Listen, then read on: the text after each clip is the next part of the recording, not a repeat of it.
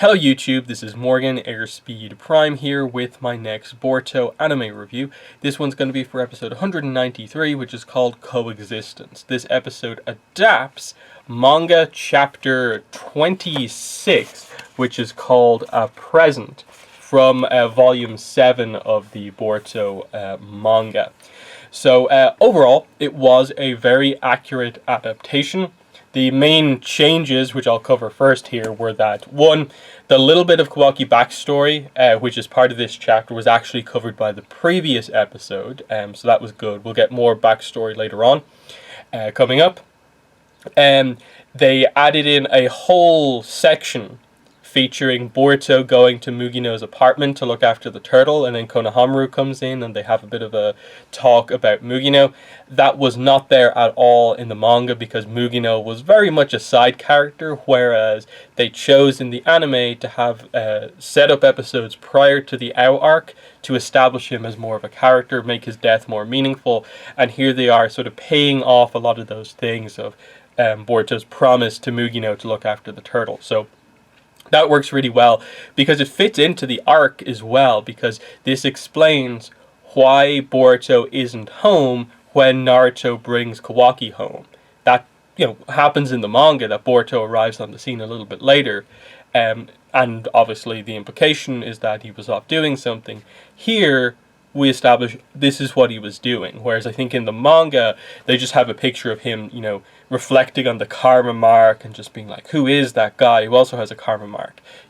Makes sense, but this is much more meaningful given what just happened. So that worked very nicely. They extended out the little action scene we had of Kawaki trying to run away from Naruto, and Naruto just appearing wherever Kawaki ends up. Again, they had one quick scene of that in the manga. It was implied it was extended out in the manga, they just didn't show it.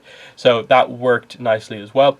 But the main change that they had here was that they sort of changed a bunch of the order of sequences of the scene in the house. And it's really unfortunate because this is probably the moment from this chapter that most manga readers were the most excited for, was for Kawaki to flip the table over, break the vase, and instead of what we get here, which is more of, Boruto's already here, he immediately reacts to what Kawaki did, and we go into what happens in the manga. At this point in the manga, what happened is that Boruto isn't home yet, and as another escape attempt, that's why Kawaki flips the table over, breaks the vase. But what stops Kawaki from running out the door is that Naruto just stands up, activates, Kurama chakra mode, and just, kind of roots Kawaki to the spot because Kawaki is seeing his power for the first time. Now, because the anime had already shown Kawaki, he's already seen Naruto in this mode before in one of the previous episodes, you sort of already kind of messed up this scene and the impact that it would have had, but to see them just not do it at all here, I thought was really frustrating. And it's not because I think there's anything character-wise wrong with the scene in the manga. I think it works. Some people are critical of it apparently because, it's Naruto solving a problem with, by showing off his powers and, scaring him a little bit. But I think the scene more gets across that it's just, here is a demonstration of my powers. I've been very nice up to now, but this is what I can do if required. But even though he has the Kurama mode on, he doesn't actually do anything to Kawaki. He still just, speaks to him and is just wherever you run to, I can get you back. You saw that already, and I can be even faster. There's no running away from me. And just establishing that, he's got the power, and in the manga, Kawaki's reaction to this is that he basically says, whoa, this is the Hokage's power. It might surpass Jigen's, and that's a notable line to have of Jigen is the most powerful person that Kawaki's ever met. He's afraid of him, but now he actually gets a demonstration up close and reacts to it of, whoa, this guy is a match for Jigen. That's really notable, and he kind of calms down after he sees that power. And it's the kind of proof that Naruto's saying that he's the protector, leader of the village, but that he can actually back that up. When he says, I can protect you from the Kara members, it's true because Kawaki gets to see it here. Whereas the way the anime's done it, like Kawaki didn't really have much of a reaction to Naruto in that mode in the like anime only episode, because he basically kind of collapsed immediately afterwards. And then Naruto doesn't really do anything to react to the kind of conflict in the house. So it creates a bit of a weird dynamic here of just that didn't happen.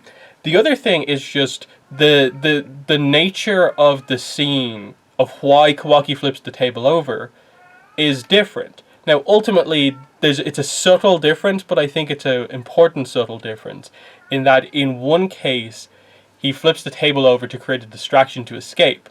He actually makes an attempt to escape and is stopped by him seeing Naruto's power. In the anime, we go past the scene where he theoretically could have done that. Boruto arrives back. The scene with Naruto and Boruto talking, which is also new in this episode, happens. And then Boruto goes out to have sort of a bit of a connection moment with Kawaki where he just says that, okay, I'm not happy about this. I don't really like you right now, but I'm also not going to treat you like a criminal when I don't actually know you. But you have to prove yourself to me. So pretty fair from Boruto. And then Kawaki just flips out. This is why he flips the table over and breaks the vase. No attempt to escape. He's just as angry and flips it over. And I think it changes how you interpret at the end, what's meant to be Kawaki actually being reasonable for a moment and actually saying, sorry about that. It wasn't my intention to break the vase. You understand that if it's for him to escape, before Boruto's even arrived and stuff like that. But here, I don't think that scene quite works because you just flipped it over because you were angry. No reason or nothing to accomplish with it, whereas the escape attempt was at least something. This doesn't quite work. The other thing is that I actually think it adds more to the scene that Boruto is not present in the manga when Kawaki flips the table over. In the manga, he arrives into the room and sees the vase broken on the ground and then asks what happened, and then he quickly figures out that it was Kawaki. But he still has the same emotional reaction to it, of just like, you've come into the house and you've broken this. He doesn't see the context behind what happened, but it still hits Kawaki that, oh, that vase was significant to his sister, and he really cares about that. I have to sort of back down in this instance, where here, Boruto being present as it happens, and because they framed the scene slightly differently, I think it makes their relationship a little bit like overly combative, whereas in the manga you already get a sense that there's maybe a little bit of a connection, a little bit of a kind of mutual dynamic going on here. It's subtle, but I think it was much better done in the manga than it was done here. You still ultimately get to the same points of you end with the idea that, oh, these two are just going to be at each other's throats the entire time, aren't they? Living together, it's going to be a real hassle for them the whole way through. And that's fine. But when in Naruto you're often struggling to find maybe the episodes where the character focus, the character development is at the peak, and you have an episode like this where you have the option to, like, this is just a character development arc for the next while. Why would you not do it as well as you could? And I think this is just probably the biggest example so far of their new approach to sort of tackling the anime doing manga content, which is to do a like proper anime new canon prelude to the arc, then do the adaptation, acknowledging the extra setup that you're doing with other characters and also reflecting on it in the past. In that this episode showed you both probably the benefit of doing that stuff, but also the weakness of doing that stuff. In that the reflection on Mugino in this episode was great, because he's just a non-event in the manga, but he actually feels like a notable loss as a character as Boruto goes back to his apartment. They reflect on the arc that he had prior to the Ao arc. Konohamaru is going to be the one to look after the turtle, and it's just this notable moment for, like, you know, this is Boruto kind of having lost someone he was kind of close to for like one of the first times. That is significant. And that worked. And then you have this other thing where they decided to have Naruto meet Kawaki in one of their anime original kind of preludes to an arc, and it changed then an important scene in the actual manga content for the worse. And that's something I think they need to be a little bit more careful about going forward. Because I think you could have easily written around this problem. Easily written around this. You could have had some other character be the one to stop Kawaki and bring him to the hospital. You could have had him collapse and then Naruto come in. So Naruto's met Kawaki, but Kawaki hasn't properly met Naruto. You could have done any number of things to save what is, to me, one of the more notable scenes in this chapter. Again, for anyone wondering, just I might as well show it here. Where is it? Yeah, here. So, as you can see here, Boruto's not home. Kawaki flips the table over. The vase goes to the ground. It shatters, as you can see up here. Kawaki goes to run. Naruto has a bit of a reaction down here. We turn the page, and boom. Naruto goes chakra mode here and immediately sort of stops Kawaki in his tracks. Like, look at the expression on Kawaki's face there. Really, really good. And he just says, you can go wherever you please, but I'm going to have to stick with you the whole way, at least until we confirm your identity and background. I just want to know more about you, since I'm responsible for protecting this village. I swear I have no intention of harming you.